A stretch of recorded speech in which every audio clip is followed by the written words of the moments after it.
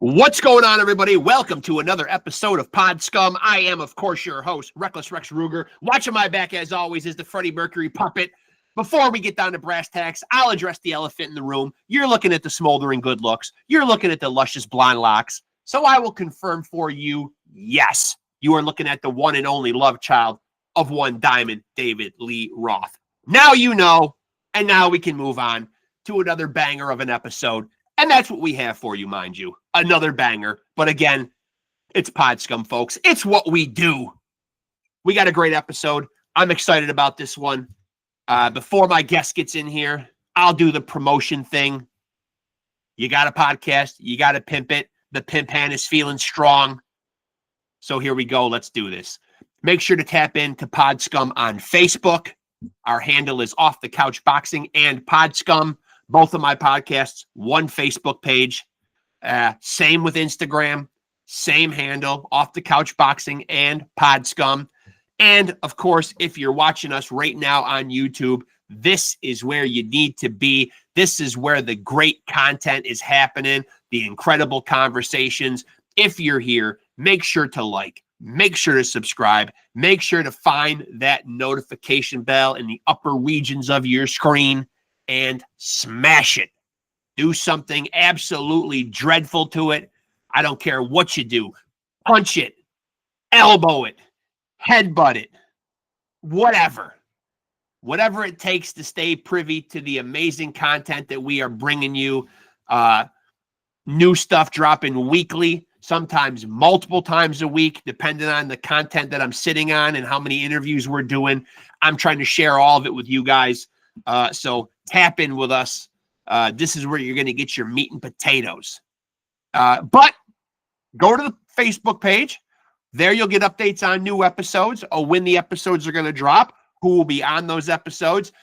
Lots of other cool shit. If it's newsworthy, blah, blah, blah, and noteworthy, I'm putting it up there, keeping you guys in the loop and informed. Lots of cool shit. My guest is here, so we're going to get down to it and chop it up with him. Here we go with another great episode. Let's do it.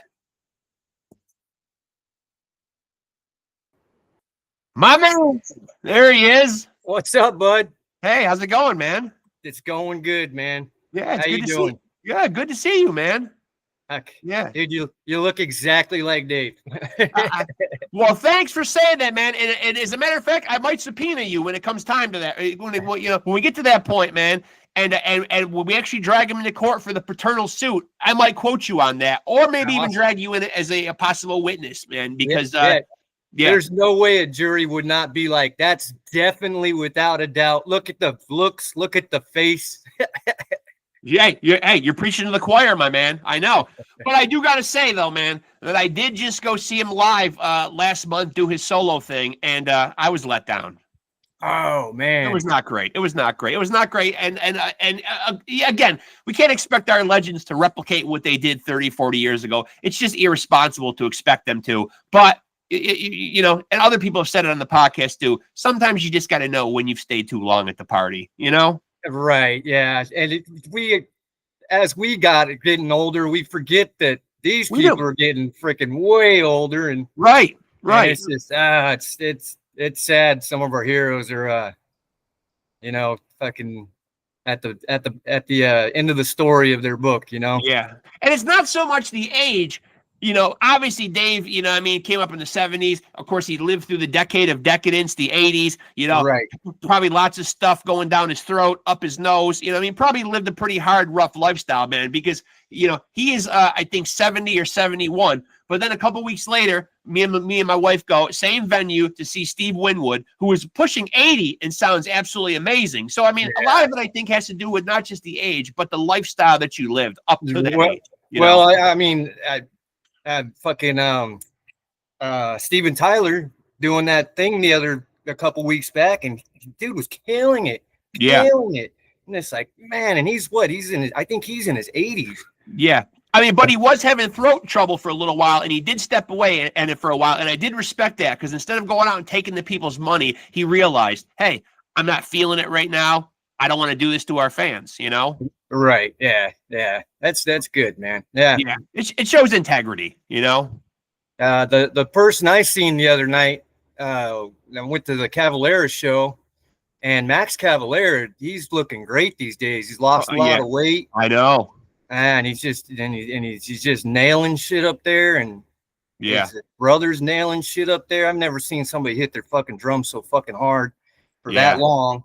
And then Igor Cavalera, and then his son Igor is in the band too, and that kid's destined for greatness. So yeah, they're a great family too, man. I've actually got the chance to meet them in person, man, and like they are literally like the Partridge Family of metal. I love that they keep it all in the family, and Gloria and Max and the kids and the grandkids sometimes are out with them. You know what I mean? Like they're like the first family of metal. You know, they really are. So I got to go to Max's house. They were like in England doing something, but his son Igor was at home, and his son was celebrating his birthday. Mm-hmm. So I got an invite to go over to the house over there, and this shit you not, man. No longer than 5 minutes of me being in there, I'm in a bouncy house, like a little 6-year-old kid's bouncy house by myself. Just that never crossed my mind. Like, hey, I'm gonna go to the Cavalera house, and 5 minutes into it, I'm in a bouncy house with this. That story right there, just I still can't believe that. Just like, wow. Yeah, and Max, man, shout out to Max, man, because he's one of those guys, man, that's really kept it metal all the time too, man. There's no clunkers in his discography at all, you know. Every project he gets involved in is just fucking badass. Side projects or whatever, man. You know what I mean? He always keeps it authentic metal all the way through. Yeah, very prolific musician with all of his projects going on and stuff. Yeah, and the dude still records on a little 4-track. He records all of his music still on a little 4-track, man. And you gotta love that. Yeah, you gotta love that, man. And yeah, he does look fantastic too, man. You know what I mean? Like he really looks like he's got to that point where he's just like, hey, man, you know, I gotta really dig in on my personal health. You know? Yeah. And he looked great, and he sounded great, and just. It was good to see also them playing the Chaos AD songs and shit like that. So it was badass. And then that Fear Factory opened up for him, and that singer that's taken over is that dude nails that shit. I've had him on the podcast a couple times. Yeah, he's a great kid too, man. Great dude. Yeah. I mean, he's really doing a great job too, man. And I talked to him about that the last time he was on the podcast, because I'm like, Burton, the original singer, was there for so long. I'm like, are you getting any pushback, man? Are the diehard fans accepting you? But it sounds like they are. Yeah. I mean, if it didn't sound as good as it does, I would see he'd get some pushback. But the dude nails it. I mean, absolutely nails it. So. Shout out Milo. Yeah, he's doing a fucking good job, man. He's doing a good job. And having done over 300 of these episodes, I feel like a lot of artists come in here with the same backstory, whereas they grew up in musical households with a lot of records playing or parents that were into music, man. Was that the case for you?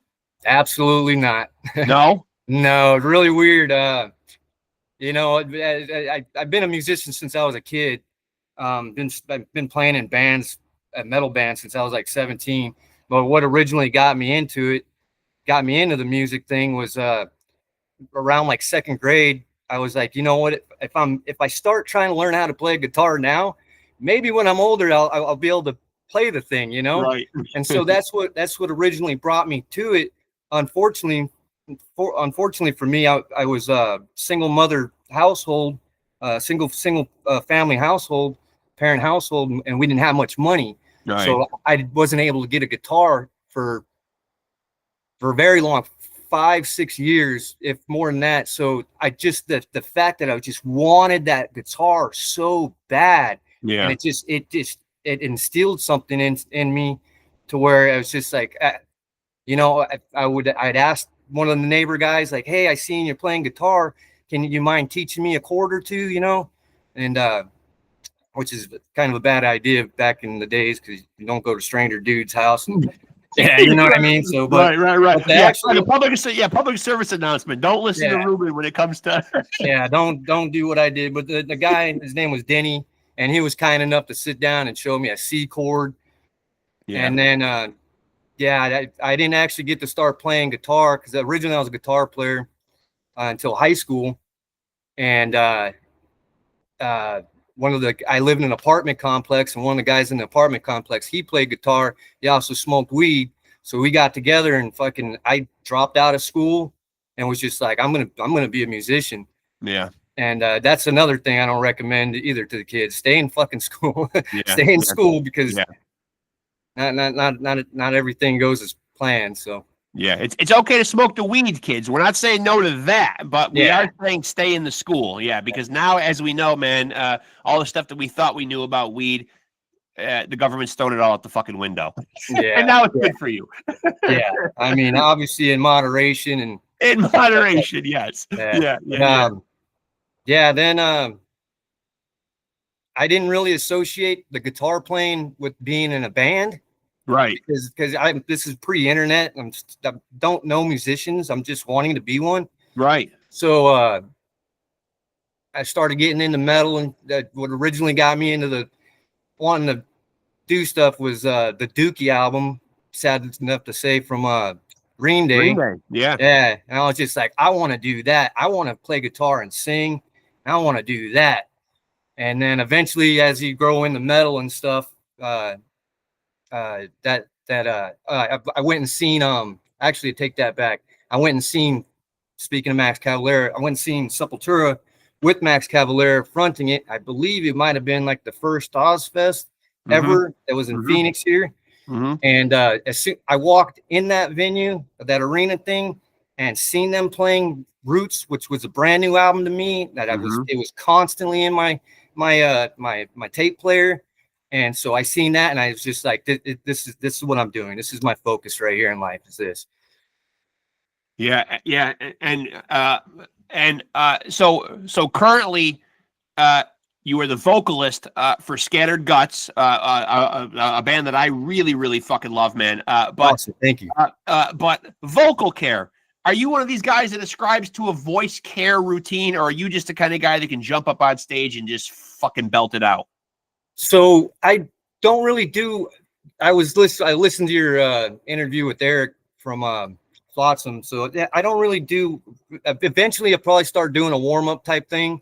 Yeah, but Eric's a show off though. Eric's a show off though, because he's a badass.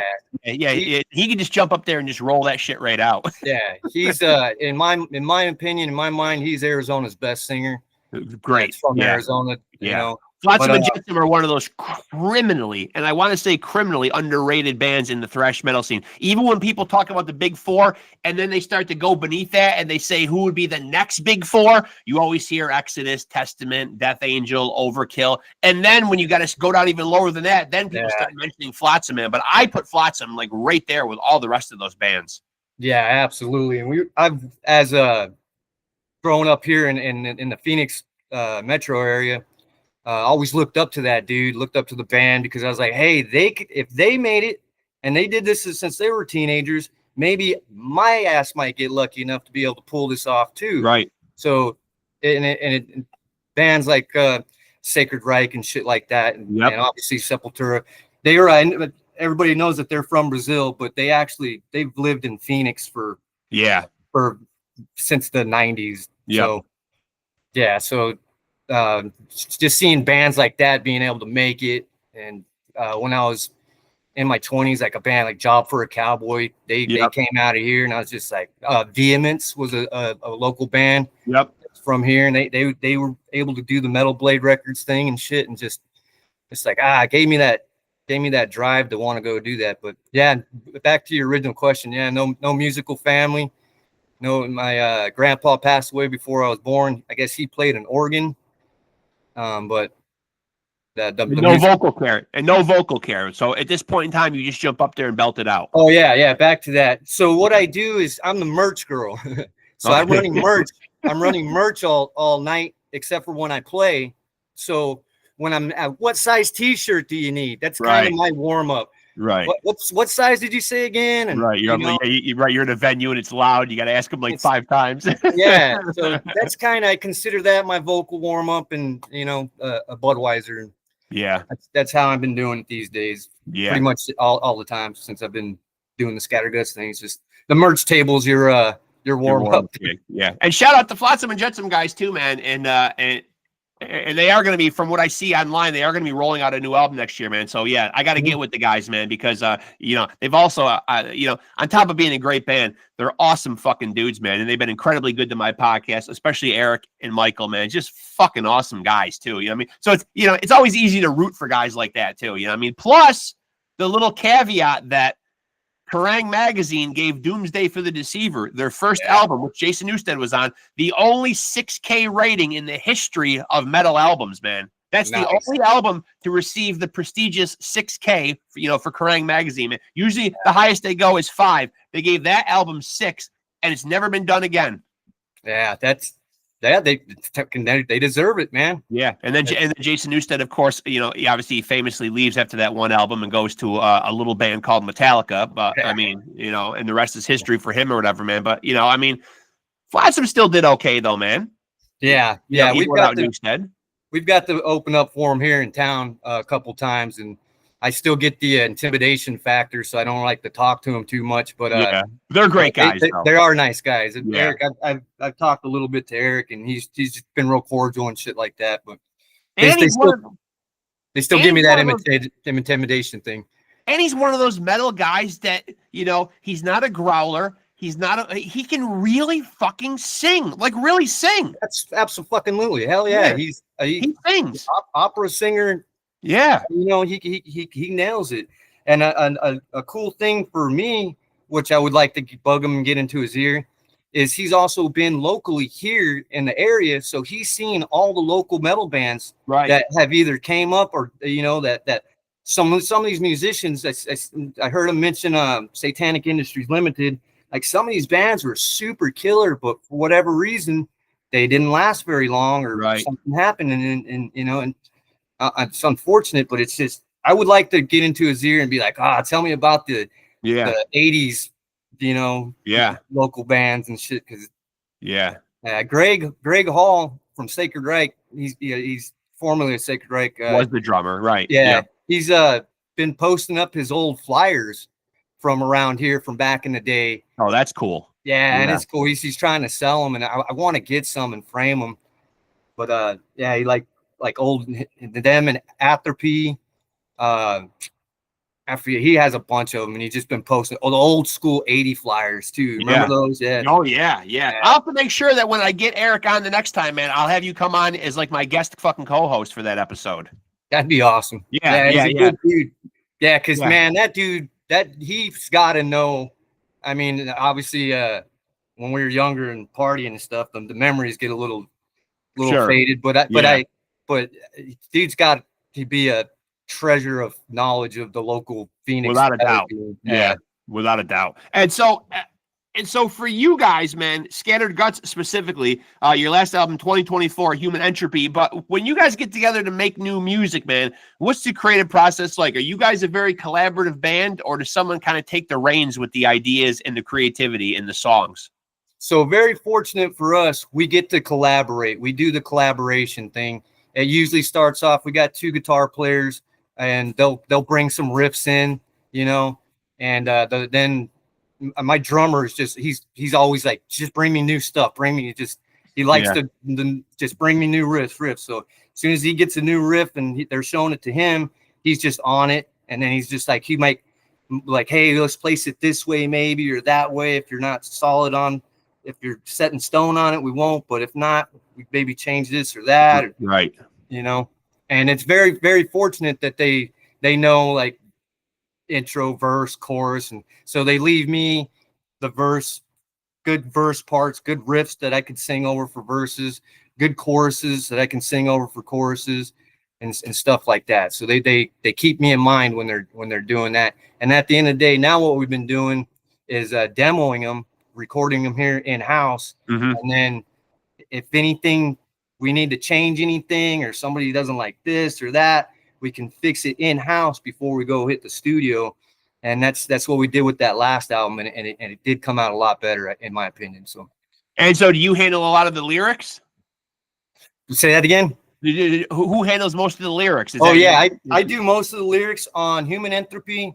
Alan, our guitar player, he wrote lyrics for one of the songs, and the drummer wrote lyrics for one of the songs as well.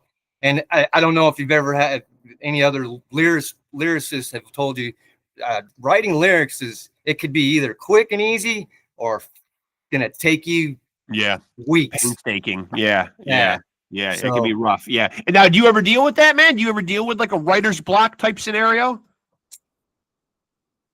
I think my brain goes more to, oh yeah, I was supposed to write lyrics today. Yeah. And that's kind of my writer's block. I think my brain's already kind of tricked myself into. Right. Yeah. And then I'm like, shit. Cause even like today, I thought about it today. I was like, I'm supposed to be freaking writing some lyrics right now. And so, but what I have a routine when I do my laundry, I call it laundry and lyrics. I will just always throw the laundry in, ain't doing nothing else, sit there with the notebook open, get me some ideas. I do a thing called an artist palette where you kind of, and I use that little thing. If nobody knows what that is, it's basically your main theme of your song here and significant reasons that you could come off of it, Right. Almost like outlining it. Yeah. In a way. And so brainstorm. And so where do you usually draw the inspiration for the lyrics from? Like, are you a guy that just gets ideas from the news or movies or books? Like, where does that, what well do you draw off of for ideas? So everything. So this is a weird fucking fun fact about me. Every idea that I've ever had about a lyric or a song title, I've written down since I was 20 years old, except for 2 times. And I think it might have only been once because I did it. Well, the first time I didn't write it down and I forgot what it was. I said, that's never happening again. Right. So I write it down. So like I've grown up with metal since I was a teenager. So if I hear something that's cool, that's metal sounding that nobody's used, I will write it down. The last one I just remembered was I thought spit sounded metal or like grungy or just I was like, you can't. There's no doves or nothing. Spit. Right. So I just write it down for an idea. Might never fucking use it. Might use it in a piece of a song. Right. But it just sounds. It's got a little grit. Spit. And do you ever get to a point where like you wake up in the middle of the night with an idea and you've got to put it somewhere? Oh, absolutely. Yeah. Get up to take a piss and I got an idea. Yeah. I strictly always. It's on my phone. I have a little thing that I just write everything on. Every so often, I'll copy and paste everything, send it to my email. Therefore, I have it forever. And Yeah, that's a cruel little trick right there, man. Inspiration striking in the middle of the night because you're just like, fuck, I got to find somewhere to fucking put that down. That's why it's good to keep a notebook or something handy right on the bedside table, you know what I mean? Or your nightstand. Nowadays, man, we have our phones, and I hear a lot of artists talking about, they'll say it into their phone or they've got the notes app on their phone and they type in that keyword or that key phrase or whatever. You know what I mean? So I guess maybe technology has made it a little bit easier, for creative types, but yeah. Dude, I've legit pulled over off the side of the road just to write it down at work in front of my boss. And I'd just be like, hold on. Yeah. Hold on. Hey, well, inspiration's not always going to call back. It's going to ring once. It might not come back again, especially that 100%. Idea, man. If you don't record it then, poof, it could be gone, especially as we get older. Our minds don't, it's like we can retain stuff, but we can also lose stuff very quickly too, Yeah. And that kind of sucks a little bit. So song crafting. What typically comes first in a good scattered gut song? Where does it start? With a riff? Yeah, with the riffs. One guitar player, the other guitar player. We had a bass player at one time that he was bringing in riffs, and it just starts with that. Just a couple of riffs. They'll bring it to practice here. We're actually at the Guts house. We're at the practice pad right here, and the drummer and the guitar players will start bouncing it off of each other, and the drummer will be like, "Hey, maybe we should do it this way or that way," and then after they finally get the whole song pretty much completed, but I'm here during the whole process. I watch it and listen to it. And after that, we record it right here and they'll send it to me and it opens up on my phone and I can just listen to it on my phone and start writing lyrics to it. Now it is a very tough time with all the big seismic shifts and changes in the music industry. It's not an easy time financially to be a musician right now. Streaming platforms don't shell out a lot of money to artists. The physical product is not as prevalent as it used to be. So you really got to be in it, man, for your passion and your love of music. How does this lineup of Scattered Guts feel right now? Does it feel pretty stable? Everyone's rowing in the same direction. You guys are all really locked in? Because obviously, it can be hard to keep a band together and intact nowadays. Right. So my one guitar player and the drummer, they were next door neighbors from first or second grade. Okay. Now they're adults and they're neighbors again in a different neighborhood. You get rid of each other. Our guitar player lives next door. Yeah. And so they've known each other. They're like brothers. So if one gets mad at the other or vice versa, they just, at the end of the day, they're still brothers and they gotta, right. You know what I mean? Like, yeah. Alan, he's the other guitar player. He's he brings a lot of the meat and the bones of the actual metal to the thing, and not the same thing bad about Zach, but Alan's got more of the old Exodus stage mindset. You know what I mean? Yep, old soul. Yeah. So yeah, and he's just he can get if he has an issue, he's gonna let you know. Yeah. But he's not going to be like hey, you need to do this. He's going to be like, hey, dude, you're fucking this up. You know what I mean? Like, or just a polite, hey, can you not say that on stage again? Right. Like something, you know what I mean? Which I was saying every night on tour, I was like, where's my beer drinkers at? Yeah. And he told me, he was like, hey, can you knock that off? I was like, all right. Now, what was his reasoning for that? For you, for him being opposed to you saying where my beer drinkers at? See, I'm the non-combative person, so I didn't really get into it because I'm the non-combative. Like I just wasn't sure, like if he was opposed to alcohol, maybe.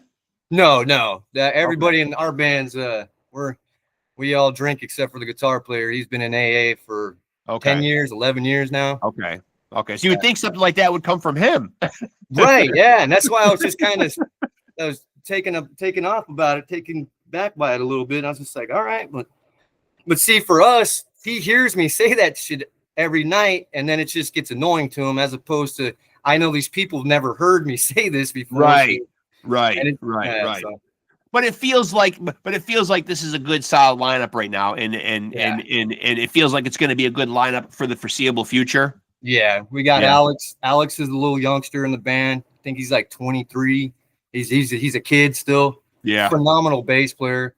He's been through a lot of the local, because bass players are far and few between. Oh yeah, so he's been bass player, fucking whatever you call it, just all over the city. He's been playing in different bands, and now he's with us, and he gets to go on tour and shit like that. He was in a band called Intent that was on tour with DRI as well. Oh, cool. Yeah, and I don't remember if you remember we talked before, but we're tour support for DRI. Yes. And so we're doing December tour with them. This will be our 4th tour with them, and it's from through Texas, through the other state, Louisiana, whatever's next door, and to Florida. We'll spend 5 days in Florida with them. Nice. I've had Kurt. Yeah, I've had Kurt on the podcast too. He's a great dude too. Yeah. Me and him get along like that, man. We both sit there and sell t-shirts together all night at the merch table. Yeah, that's his thing too. Yeah, actually, funny story. When I had him on the podcast, he had just gotten home from work. You know what I mean? Plops down for the interview.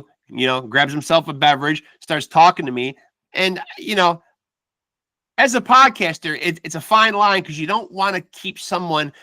It's like you don't want to feel like you're keeping someone hostage in a conversation for maybe too long. I'm not saying that I get in these conversations in their free form, and I don't really put a time constraint on it. If somebody has one and says, I can give you 30 minutes, I'll take it, and I'll certainly watch my phone and watch the timer, and I'll respect it if they have to go, or that's all the time they can give me. But I don't typically put a limit on it. You know what I mean? Right. But I try to also kind of be like, okay, let me not drone on and on and on. You know what I mean? Eventually this person probably doesn't want to spend all goddamn night on the computer with me. You know what I mean? I got to call it a night at some point, 30 minutes, 45 minutes, hours, maybe pushing it to the outer limits or whatever. So I think I remember being about 45 minutes in, and then kind of going into that spiel where it's like I start making comments like, all right, well, hey, I'm glad we got a chance to do this, and I appreciate it.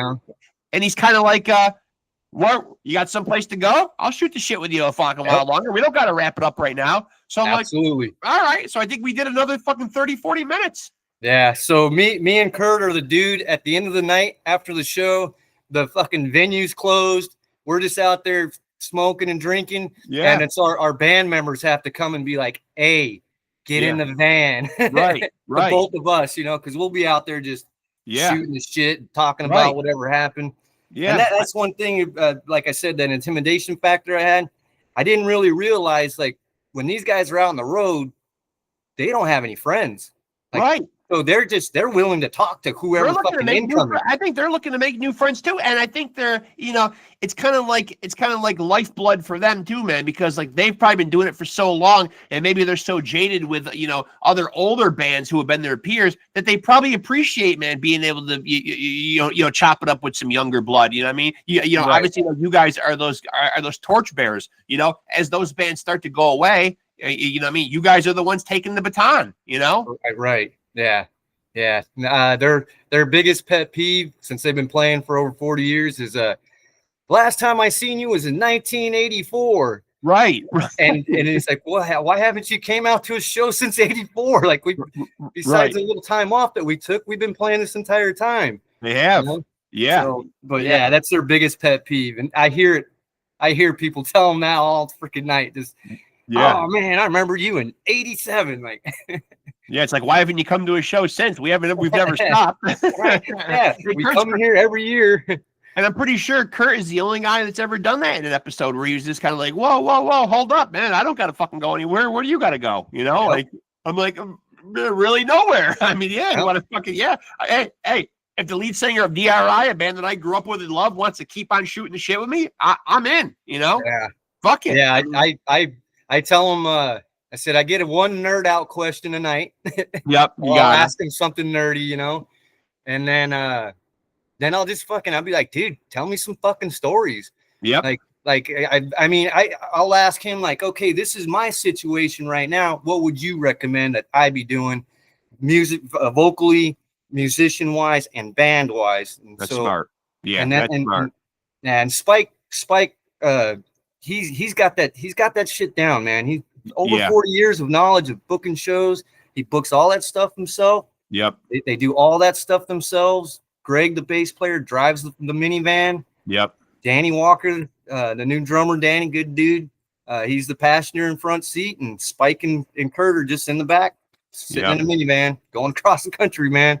And it's good that you appreciate that, man, because it probably does make them feel fucking good as far as elder statesmen in the metal scene. You know what I mean? Like the fact that you know that you will pick their brains for advice. You know what I mean? Because that's a great source of knowledge. You know, you might as well take advantage of that. You know what I mean? Like, I mean, because you're right, those are guys that have been able to, you know, in a niche market like extreme metal, you know what I mean? You know, to still have a 40+ year career and still be able to go out there and still pack venues, you know what I mean? And people still want to come. And plus, you got to take into account the DRI is not putting out new albums all the time either. They're going out and supporting and playing, you know, old albums, and people still turn out, you know?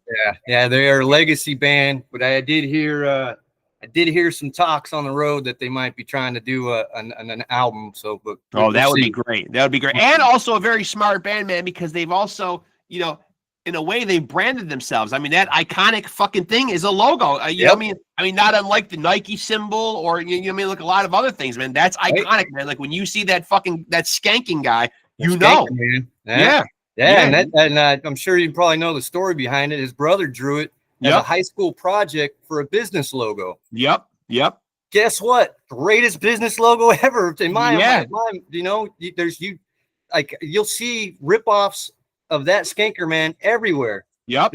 You'll see fans. Like the little roller derby chicks. They have like stickers. It's a little girl and she got a roller skates on and she's roller derbying, you know, and it's cool, man. Yeah. It's become iconic because there's not a lot of bands that, you know, obviously they've trademarked their name or whatever, man, but not a lot of bands, you know, obviously everyone's got the band name written in some kind of font, but not a lot of people have a proper logo. I mean, obviously like Pantera had the CFH, the Cowboys from Hell thing, but a lot of bands don't have a symbol or a logo.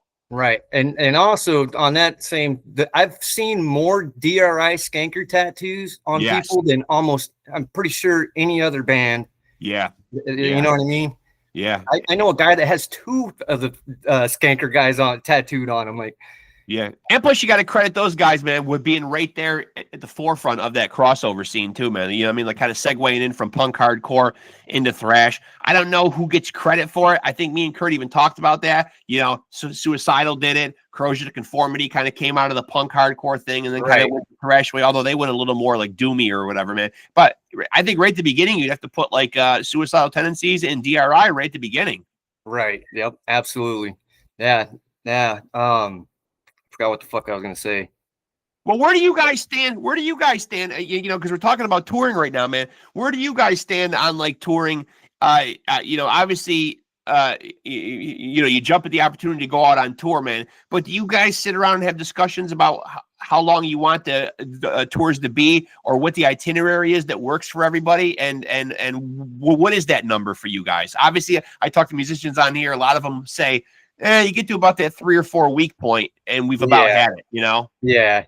Yeah. I mean, we did 4 weeks with DRI going up the West Coast, and it was just every night's just, it's like a Friday and Saturday night every night. You know what I mean? It's they don't play on Mondays.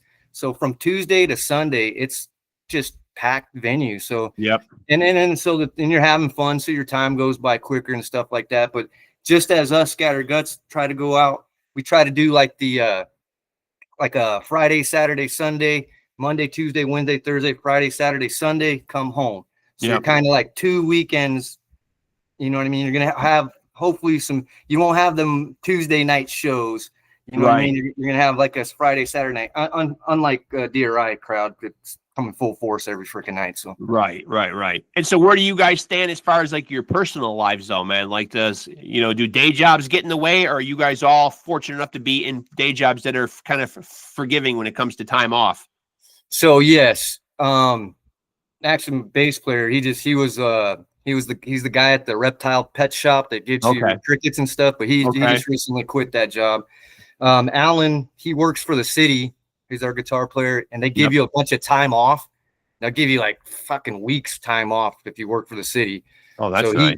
He does that, and he collects all that stuff up, and that's when we do these runs. If any reason he can't do a run, we have a gentleman that's in another band that shout out to Jacob and Saint Breaker. He comes and helps us, and he'll fill in for bass if we need a bass player, or any one of our guitar players if we need a guitar player. And Alan will do the same thing for Saint Breaker if they need a bass player or whatnot. He'll fill in. So, and then me, I'm construction worker. I'm 1099 or whatever we call it. So I can just tell my boss, hey, I'm not available these dates. Yep. And he's pretty cool about it. He's supportive about it. My drummer works. He does sales for his dad. He does like metal machinery selling stuff, like press brakes and stuff like that. So they're not working like an everyday schedule thing. It's just hey, pick up the phone. This person needs a part. Just send them the part. And so he can do that on the road. You know what I mean? And if that's nice.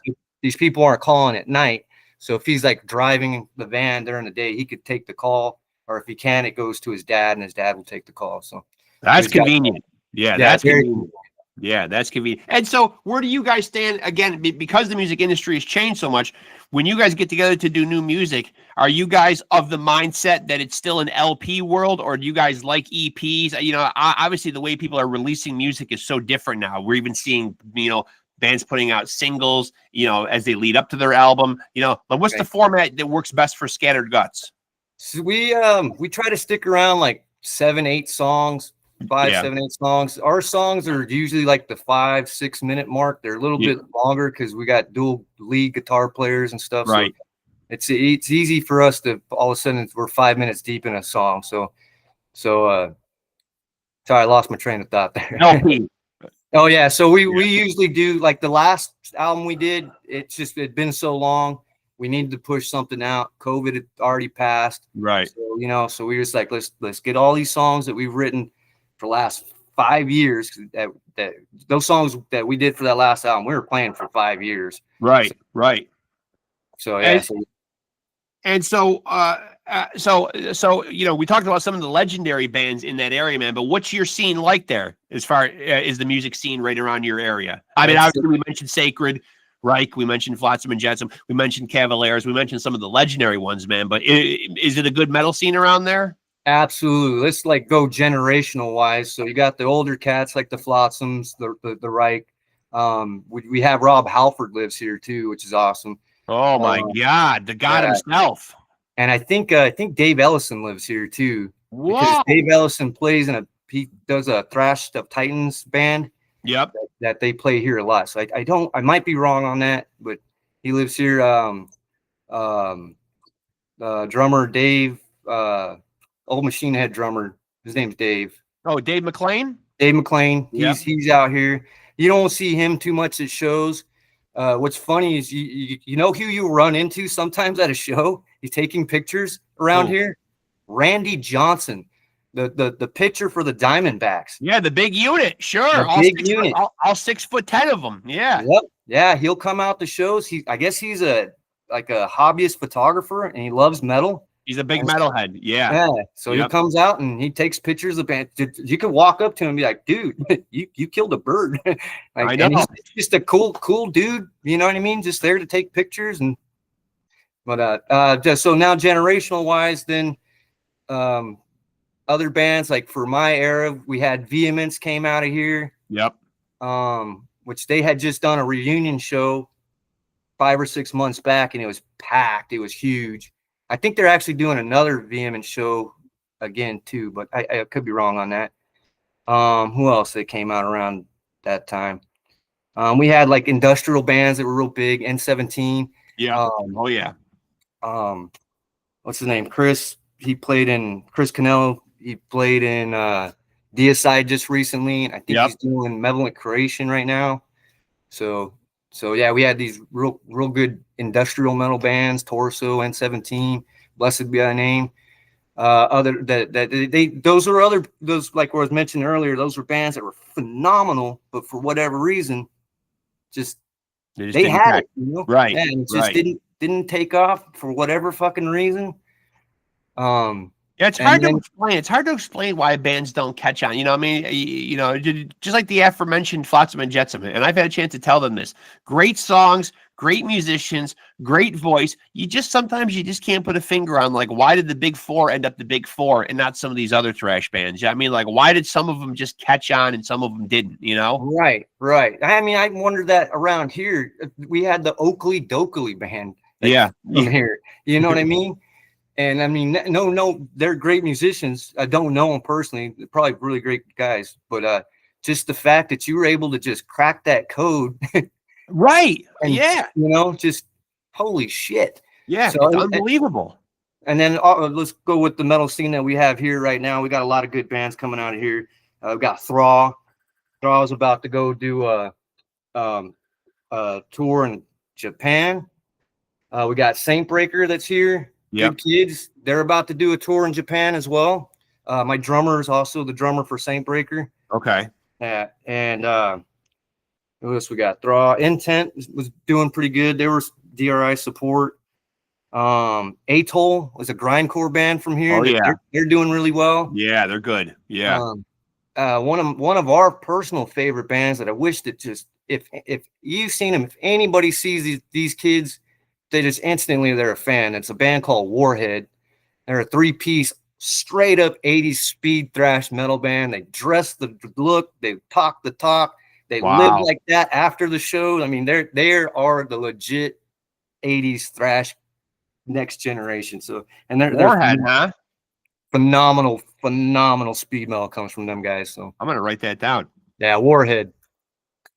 Yeah, check them out, man. Yeah, I will.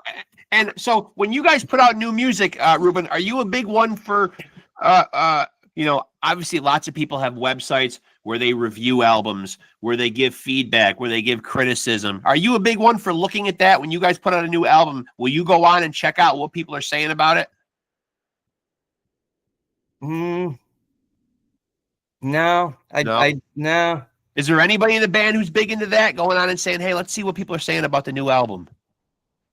No, not really. That's probably pretty weird. That's probably mentally healthy. That's Yeah. probably a good thing. That's probably a good thing. Fuck it. Yeah. They don't like it. You know what? Because it is tough, man, because you're kind of damned if you do, damned if you don't. You know what I mean? If you're staying consistent, people want to know why you're not changing. When you change your sound, people want to know why you strayed away from your sound. So you're really fucked one way or another, you know? Right. Yeah, and then we've been doing this for 15 years now. So yeah. Every few years you pick up a new generation of people that just got into metal. Right. You know what I mean? Or just starting to go to shows for the first time. So yeah, we've gotten a lot of good feedback, like when we do Instagram posts, Facebook posts, talk to people.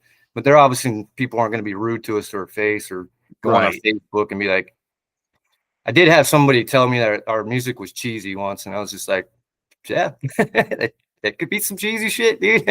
Yeah. I mean, come on, man. But that's just so subjective, though. You know what I mean? Like, I mean, you know, you can't even quantify cheesy. I mean, what does that even mean? You know what I mean? Like, that's, you know, I mean, that's literally something you could ask 100 people and get 100 different answers. You know what I mean? Like, if something's cheesy or not. You know what I mean? Like, that's just crazy. As I mentioned, you put out the last album in 2024. I would be remiss if I didn't ask, for people that like what you do, man, where are you guys in terms of anything new? So we're about 3 songs deep. Okay. I need to start writing some lyrics, but they've already about 3 songs written. So we'll probably add like 4 more to it. I think we've been talking about either EP or LP and stuff like that. So it's up on the air on how many songs we write and when we want to go in and what we've got, you know. Do you feel like it's safe to say 2026? This is my drummer Vance. Get him right in here. Hey, where are you going? Get in here, man. I gotta change my shirt and get a beer. I just got home from work. He said we got an LP, an EP, some DP. I know. Well, he's not sure. He's on the fence, right? LP, EP.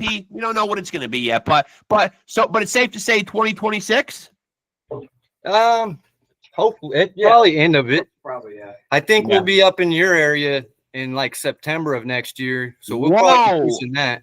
Whoa. Okay, that's newsworthy right there. And now, when you say up in my area, do you mean the state of New York, or are you specifically talking upstate New York? I would have to look at the dates that they did. So we're doing a DRI support, and it's their East Coast tour. Okay. So we're doing the whole East Coast thing with them next September-ish area time of year. Okay. And they like I said, they spent 2 weeks alone in California touring. Yeah. And fucking pack shows every night. They're doing 5 days straight in Florida. So I would imagine in New York, if you got people going to shows, they're going to be there for a few days. So yeah, that would be awesome. That would be awesome, man. But see, oftentimes when I tell people that I'm from New York, they instantly want to ask me what part of the city that I live in. Are you in Brooklyn? Are you in Manhattan? But I'm 4 hours from what people think of as the exciting part of New York City. You know, there's a whole rest of the fucking state that isn't very exciting, and I'm smack dab in the middle of New York. So I'm like central New York. So hopefully, fingers crossed, there's a date in there that's in the neighborhood of Syracuse, New York. That would be epic. You know, I think they went there last year to Syracuse. I could look up the dates, but they when they go to town, man, they go to town. They play DRI plays 90 minutes every night. Yeah, they're road dogs for sure. Yeah, no doubt about that. Yeah. And God bless them, man. You know what I mean? Like, to be able to do it for that long and still go out and still give that kind of a show. I mean, you're saying 90 minutes. That's crazy, you know? 90 minutes. Yeah. I tell Kurt that, and he's like, dude, I'm actually only singing like 40 minutes of it. It's still, dude, you're up there 90 minutes up there fucking doing your thing, you know? And now, so you said, you did make a good point that you do sometimes, try to pump these guys like for some advice or whatever, man. Irregardless of who you're talking to out there, man, these elder statesmen in the metal scene, what's the best piece of advice that one of them has given you? I don't know who got some type of got something wrong with their throat from eating pussy, but I was told as a vocalist you shouldn't do that because Don't do that. Okay. Yeah. Okay. That's not I going to don't make a know if lot that's of. the best piece of advice, but I thought it's one that stuck out in my mind right now. So, yeah, that's probably going to make a lot of lead vocalists' girlfriends unhappy. But listen, at the end of the day, man, you can't have the show suffering, right? I mean, right. something's got to give. I mean, but so I wonder what the rationale is behind that, though. That just seems like, yeah. So last year they did Buffalo, New York, Albany, New York, and what's the next one there? No, that's New Jersey. Yeah, so Albany, New York would be a close second. They probably were at Empire Live then if they were down at Albany. And Brooklyn. Yeah, that's very far. Yeah, that's very far. Yeah. So maybe this time, maybe we can get them to hit a Syracuse. And I've actually been messaging with Kurt too in the last couple of weeks because it's funny he's come up so much in this interview because yeah, he's a good friend of mine. Me and him get along like fucking champs. And if I'm not mistaken, I messaged him about 2 weeks ago, and I think they're out on tour right now because he said, "Yeah, I'll hit you back when we come off this tour." So I think they're out there doing some dates right now. Yeah, they're doing their West Coast tour right now with Authors of Fate. Yeah. Because I was just trying to line him back up again, man. To have him back on again, and of course, he's down with it, but he's just, got to get off the road or whatever, man. So yeah, I'll have to put in my own good word with him to see if I can get a Syracuse, New York, because if they were in Albany last time, it would make sense maybe to come to someplace different. And Syracuse does have a couple of good legendary venues that would be perfect for a DRI show. Okay. Yeah. Hopefully that works out, man. Yeah, I mean, especially since they were in Albany the last time, which Albany is a great venue too. And a lot of bands, if they are coming to upstate New York / central New York, they will go to the venue in Albany. I'm not really sure why, if it's a preference thing, because it seems kind of weird that all these bands would prefer to go to Empire Live in Albany when Syracuse has a couple of good venues. So I don't know how that stuff gets worked out. If it's just an easier venue to get booked in, or I don't know. I'm not somebody to book shows or whatever, man. But I've been to the Empire Live venue. And I've also been to the ones in Syracuse. I don't think it's any better of a venue than what's in Syracuse. It's basically just a wide open room with a big floor. I mean, It's nothing special. Yeah. This will be our first time for that. The next year, it'll be our first time on that and up in New York and doing stuff like that. The farthest we've gone so far right now is to Illinois. We played the FTA Full Terror Assault. Shout out to the FTAers. Yeah, and so you guys will be out here. What come next fall? Yeah. I think it's like next. Let me see. They pretty much do the same route each year, and this year they did it in September. So yeah. So I'll bring some warm clothes. Yeah. I'm Arizona. Yeah, I know you Arizona guys are used to getting spoiled with that nice weather, man. But September out here could be a little different animal than you're used to. And I get so cold so easily. Yeah, I mean, it hasn't turned here yet, man. But it is coming, though, man. You can feel it. I go out to work early in the morning, starting to get that little bit of frost on the window, man. So we kind of know, if you've been here your whole life, you kind of know when to start bracing yourself for it and when it's coming. You know what I mean? You can just kind of, you could just kind of tell that. Okay, it's starting to turn. It's in the air. You know what I mean? Yeah, we don't even get frost even pretty much here at all. Yeah, I know you guys got it good there, man. So, I want to ask about the what was the question I wanted to ask you? Well, I want to ask specifically if there's any vocalists out there, and we've talked about a bunch. We've talked about Eric from Flotsam. We've talked about Kurt, but these guys might not be the answer to my question. These are just guys, who you admire and you've been out on the road with and toured with, man. But are there any vocalists that you would say have had a direct influence on your own approach to being a front man? Yeah, Max Cavalera for sure. Yeah, that's for sure. And then I did when I found out these people are there because they're talented, like Rob Flynn from Machine Head. And I was like, I want to be like him. But the reason why he's there is because the dude's talented, and that's not something you could just work on. Right. So it's then it kind of, I went into my own self and been like, hey, let's drag out the Ruben and not try to emulate somebody else. And right. And then what the music had been calling for, instead of being a deeper guttural, like I've kind of made it to where you can more hear my lyrics, and I'm not as guttural, not as cookie as the most people. So for people that haven't seen what you do or haven't heard, your music, how would you describe it? Because obviously the metal community loves genres. They love subgenres. They love labeling stuff.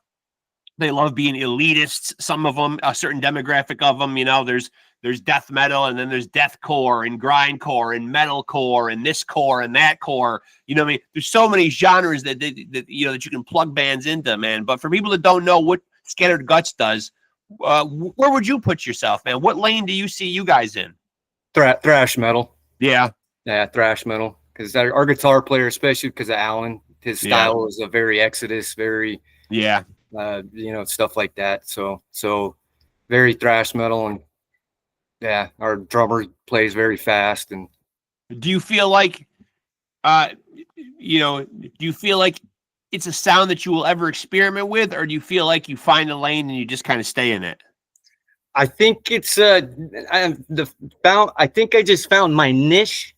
Yeah. Or whatever, I think it's like I can't be like, hey, I want to be a death metal vocalist, and then I find out like, oh, I'm not really cut out for that, or like Eric like singing like he can, like I can't do that. So I was just like, you know what, let me pull my own self out here. And so I have talked to you before, the XXX Rexx here, and you said you're at your 300th episode now, huh? I am right now at exactly I think I just posted number 320. I just posted episode number 328, and that was the drummer from Frozen Soul. Nice. Well, congratulations on that, man. Yeah, that was episode 328, and then the boxing podcast is knocking at the door of 300. I think I'm a couple away from that, so I'm talking well over 600 podcast episodes. Wow. Yeah, I had first talked to you. You were probably like at maybe 20 or 30. Yeah, 20 or 30, and then we kept having technical issues, remember? Yeah, I was having technical issues on my side. And but I never lost sight of having you on, though, man. And I've been tapped into the music, man. That was why I reached out to you back then. You know what I mean? But so I've been listening to music all along, man, and I knew that we would circle back at some point. Yeah. I remember we tried it a couple of times. It was just I don't know. See, when you're doing these kind of things, you're kind of at the will of the ether, the internet. Right. You know what I mean? Yeah. I'm not tech savvy. I'm not either. I think people think that I am because I do a podcast, and nothing can be further from the truth. I can open up the laptop, I can get us to here, and I can upload my episodes onto YouTube. But beyond that, man, I sometimes have to reach out to my son or to ask for help too. You know what I mean? Like, I have a webcam here. I have a microphone. It's a very simple setup. You know what I mean? It's I'm not reinventing the wheel here. I've had people on as guests who look like they have a better setup than even I have, and they're just a guest. They've got the microphone that comes down on the arm, and, they've got their earbuds or their big headphones or whatever. I'm just like, I don't have any of that, I keep it simple, I mean. Yeah. I actually, when Black Friday came around, I seen Walmart was selling some cheap laptops, and I was thinking about what me and you having a technical issue, and I was like, you know what? Let me just pull the trigger and let's get this. It's worth it. It's worth it in the long run. It's worth it even just to have one laying around, regardless of how much you use it or not. You know what I mean? Because outside of the podcast, I don't really use it for that much. You know what I mean? And I do that specifically so I don't put a lot of apps on it and load it up with a lot of shit. So that way, when I need it to work good, it's not all cluttered with a bunch of shit. You know what I mean? Right. I try to keep it down to a dull roar. So there's not all kinds of games and all kinds of things all like literally all over the screen. You know what I mean? I just keep it to the point where like I've got Google Meet on here and just a couple of things, keep it sparse, that way it doesn't get all like backed up with all kinds of shit. I'm probably not even using the right technological terms because I don't know anything, but trust me, you're talking to a caveman myself. So I don't even know if backed up was even the right fucking word to use, but you know what I mean? All fettered with a bunch of shit on here that I don't use, Right. Yeah. I pretty much straight out of the box with this one. It came up and it's like, you need to remove, you don't have enough file space. Yeah. It's brand new. Right. Like, Yeah. who's lying to me here? Like, yeah. And I mean, and yeah, it's so funny too, man, because you know, there is that image where people ask me computer questions and they just automatically assume, man, well, don't you have a podcast? You know what I mean? Like, so somehow by osmosis, I must have inherited this, you know, all this, a plethora of information on the technical stuff. And really nothing could be further from the truth, man. I literally opened this thing up, man, and I hooked the webcam up there, man. And that's it. that's awesome. That's it. Yeah. That's all. Yeah. Right there. Yeah. Is the extent of my abilities right there. Yeah, and man, kudos to you for keeping it up. I'm a subscriber, and I every now and then check out stuff. And I appreciate that, man.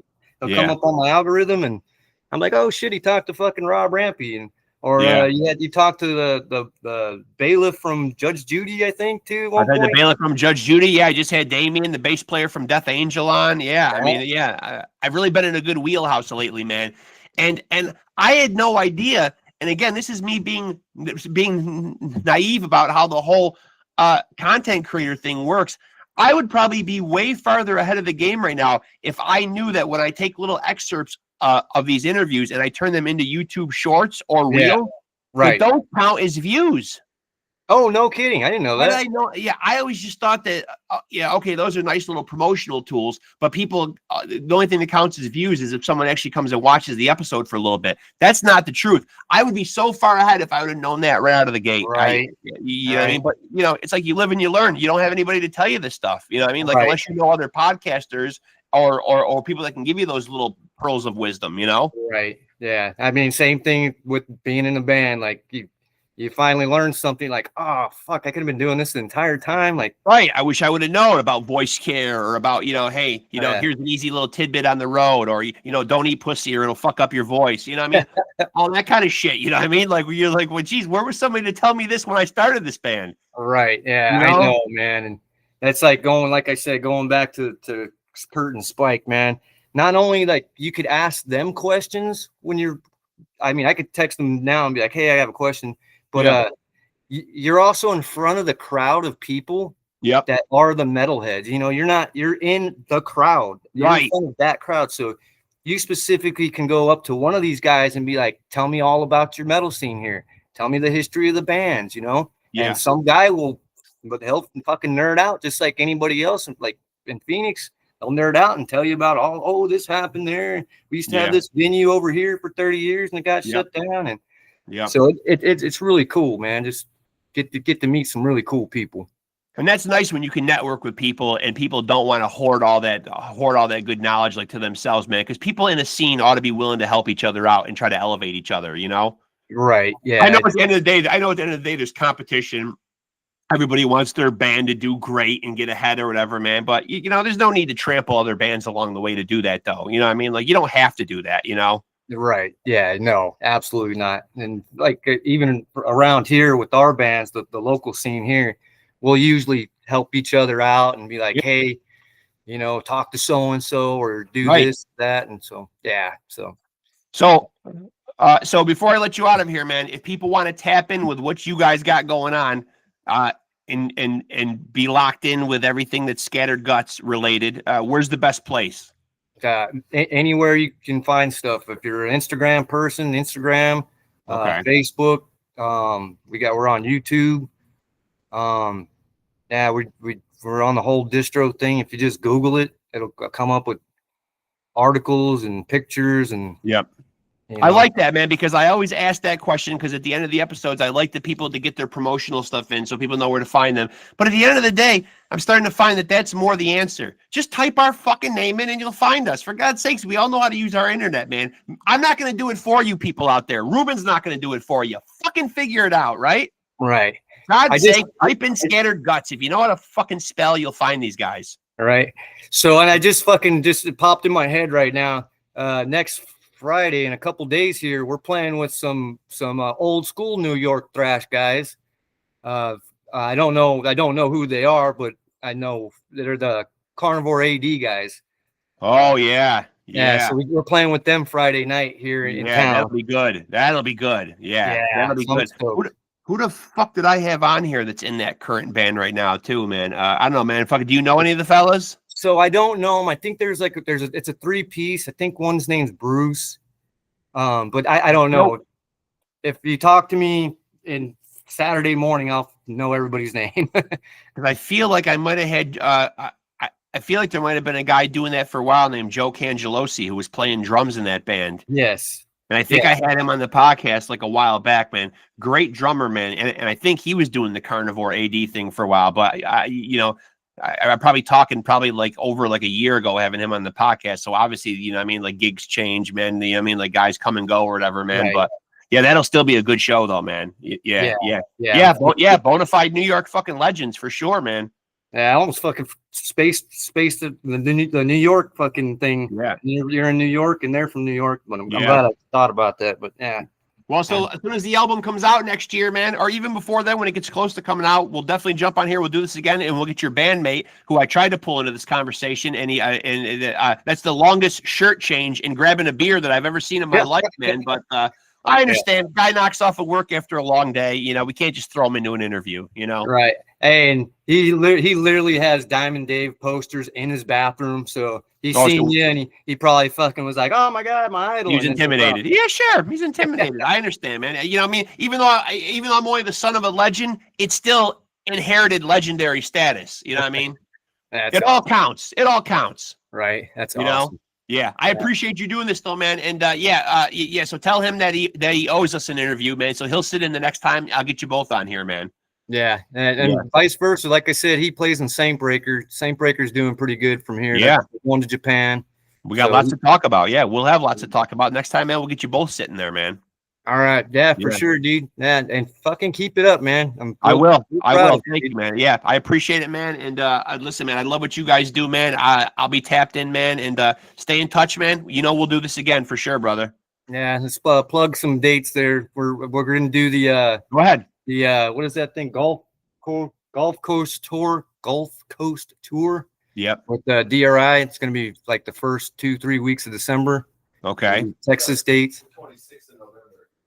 It starts at the 26th of November. Okay, so coming right up here then, right? Yeah, so we're doing our one-off date in Albuquerque, trying to get our driving over there status, So right. Day before Thanksgiving, we play Albuquerque. Okay. Black Friday's Fort Worth. Okay. And of course people can tap in with you guys on social media and get all those dates, right? Yeah, absolutely. Or Facebook or Instagram. And they can also go check out DRI's website. Yeah. I mean, DRI tour dates. If you just Google DRI tour dates, you get them. Yeah. All up. They're all up there. So. Yeah, I wish you guys continued success, man. I'm always pulling for you guys and rooting for you guys, man. You're a great dude, man, and I'm glad we finally got a chance to get one in the fucking books here. No technical issues, man. The computer worked great right out of the fucking box, and we got it, man. Yeah, one of the reasons why I bought this thing was just to do this. So perfect. Hey, now that's a compliment right there. That's better. You know what? That's better than Kurt Brecht wanting to stay on with me longer. You going and buy the computer specifically to do an episode, man. Awesome. Yeah. Listen, I'm going places in life, I guess. Yeah. No, I've been watching it, man. Just like, holy shit, dude's really fucking doing this. So. I appreciate that, man. Thank you, man. Yeah, stay in touch. We'll do it again, my friend. Yeah, absolutely. XXX Rexx. That's what I call you. So appreciate you, brother. Thank you, man. We'll talk again, my friend. Awesome. Good talking to you again. Good talking to you, Ruben. Later, brother. Later, bud. Later. There he goes, folks. One of my favorite guests, man. And you might say, Rexx, you've never had him on the podcast before. I have, in the very early stages, as Ruben alluded to, maybe 20, 30 episodes in, and now we are well north of 300. So we're talking a couple years ago. Me and Ruben linked up because I love me some Scattered Guts. Great thrash metal band out of Arizona. But me and Ruben tried multiple times, and it was just a matter of a bad internet connection, poor audio, poor video, getting pixelated, getting frozen. So we just scrapped it. But I always knew, never lost touch with Ruben, have maintained a friendship with him via Facebook and social media, and always knew that we would circle back and I was going to lock in and get an episode with my guy, Ruben Munoz from Scattered Guts. And now we have officially done it. And please take it from your boy, Reckless Rexx, who always, I think, gives you guys great recommendations. Please go check out Scattered Guts, a great heavy thrash metal band from Arizona. Their last album was 2024's Human Entropy. Go check that out. They've got other stuff too. Go check out the discography. Like I always say, these young bands, go out there and support them. If they're coming to your town, get out to a show, buy some merch, go to their website, follow them on social media, tap in if they got a newsletter or a fan club, whatever, mailing lists.